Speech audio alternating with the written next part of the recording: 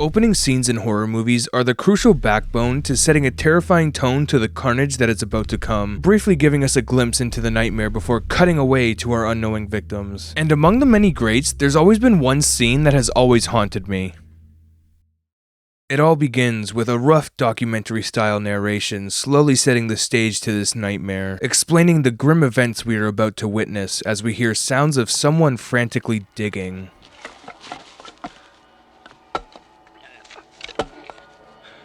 Flashes of grotesque body parts and horrifying noises begin to flood the screen, instantly building an unnerving presence.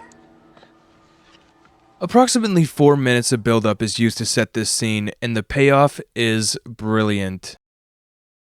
I believe that the indictment is only one of a series to be handed down as a result of a special grand jury investigation. Grave robbing in Texas is this hour's top news story. An informant led officers of the Muerto County Sheriff's Department to a cemetery just outside the small rural Texas community of Newt early this morning. Officers there discovered what appeared to be a grisly work of art, the remains of a badly decomposed body wired to a... We can faintly hear a calm radio host explain what we are seeing. A cowardly gravedigger is on the loose, pulling these corpses from their eternal rest and staging them in nightmarish ways. It's a terrifying way to open a horror movie, immediately letting us know that something is deeply wrong. Yet all of this is shown without a single glimpse of the danger. It's strong, it's commendable, and it's oddly beautiful. Evidence indicates the robberies have occurred over a period of time. Sheriff Jesus Maldonado refused to give details in the ghoulish case and said only that he... That tragic radio broadcast carries us to our unsuspecting victims as they inch their way into the devil's playground of the Texas countryside. A van full of laughter and conversation introduces us to Sally Hardesty, her wheelchair-bound brother Franklin, and their friends Jerry, Pam, and Kirk. At first glance, they seem like your stereotypical archetypes. Franklin, lonely and frustrated, Pam and Kirk, carefree and adventurous, Jerry, the lighthearted peacemaker, and then there's Sally, the final girl. But they're more than just victims though. Together they shape a fragile snapshot of 70s youth and freedom, innocently driving straight into decay and death. And the moment they hit the Texas backroads, that fragile sense of freedom starts to rot away. You see, Tobe Hooper doesn't just give us merciless killing machines. He gives us heat, oppressive, unbearable heat. You can feel the sweat on their skin, hear the endless buzzing of insects on the horizon, and taste the dirt and dust that suffocates their surroundings. The world feels alive, like a character within the film, unkempt and hostile, full of overgrown fields, rusted vehicles, and the faint smell of death in the air.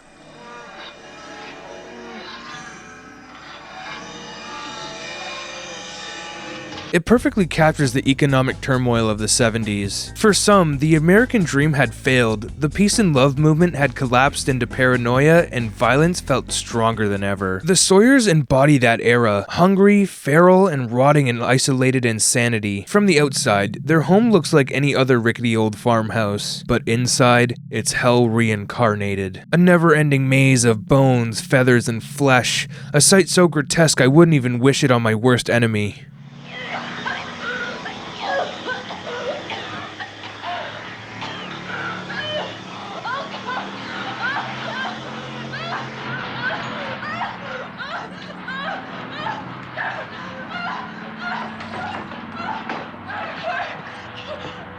And awaiting our unlucky survivors is an evil beyond imagination.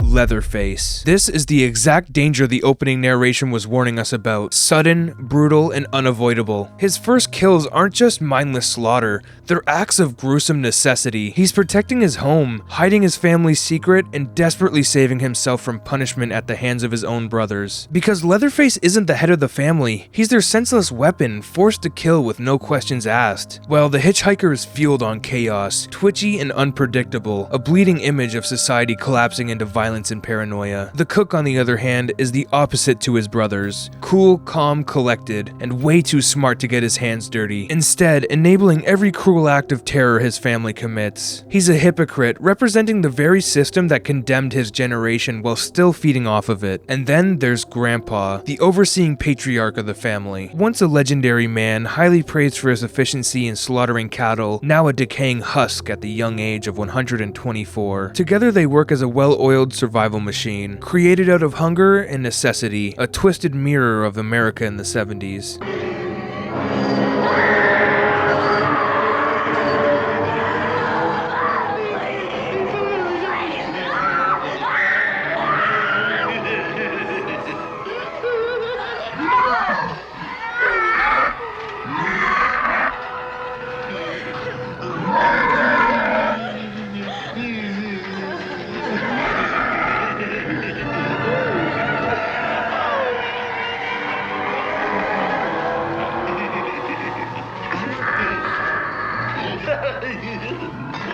But the Sawyers wouldn't be as terrifying without the man behind the camera, Tobe Hooper. His use of shaky documentary-style camera work puts us in the van with the characters, and the use of quick pans, shaky angles, and uncomfortable close-ups create an unpredictable and intrusive sense of danger always lurking just beyond the camera. Hooper also lets the world breathe with long static shots, allowing the terror to slowly creep in.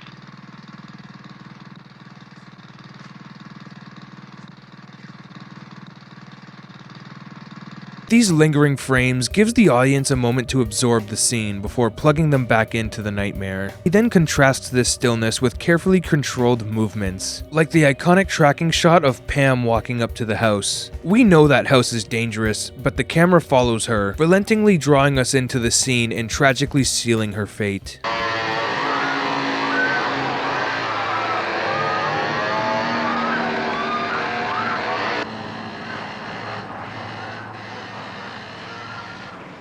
Ordinary spaces also become dangerous. A hallway transforms into a confined trap, a sliding door is a potential death sentence, and everyday kitchen equipment becomes an accessory to murder. The sound design amplifies this terror with creaky floorboards and the faint sound of bones echoing throughout the house, making it feel alive and even more hostile. This immersive approach turns Sally's escape into more than just survival. We are not just watching her run, we are running with her, feeling every slash from the hitchhiker. Hooper ensures that when Sally becomes the final girl, her fear, grit, and eventual escape resonates on a primal and almost physical level. And when she does triumphantly escape, we are rewarded with that blood-soaked hysterical laughter in the back of the truck, finally getting away from the unrelenting nightmare that is Leatherface, becoming the blueprint for horror survivors everywhere, paving the way for Laurie Strode in Halloween and Sidney Prescott in Scream. Surprise, Sidney. So the Texas Chainsaw Massacre isn't just a film about a cannibalistic family mindlessly slaughtering their victims one by one. It's about a family left behind to rot as the American dream they were promised failed them. It's about a country in decay where the ideals of peace, prosperity, and progress gave way to paranoia. That's why this film lives on even 50 years later. It's not about the blood or the kills or even Leatherface. It's the ugliness beneath the hood, giving us a look into broken America, all wrapped up in a beautifully crafted horror film. And as the blood-soaked sun sets on Leatherface, we are left with the harrowing sounds of his chainsaw's ritualistic dance and Sally's maniacal laughter as she drives away, never to look back again. And that's it, everybody. Thank you so much for tuning in to the very first episode of my brand new series. I absolutely love talking about the Texas Chainsaw Massacre, and I can't wait to dig into more of my and your favorite horror movies. So let me know what you guys thought in the comments below, and feel free to recommend some movies for me to cover on the channel. In the meantime, I'll be going over the original 1978 Halloween, so stay tuned, everybody. Or, if not, you'll turn out like this guy.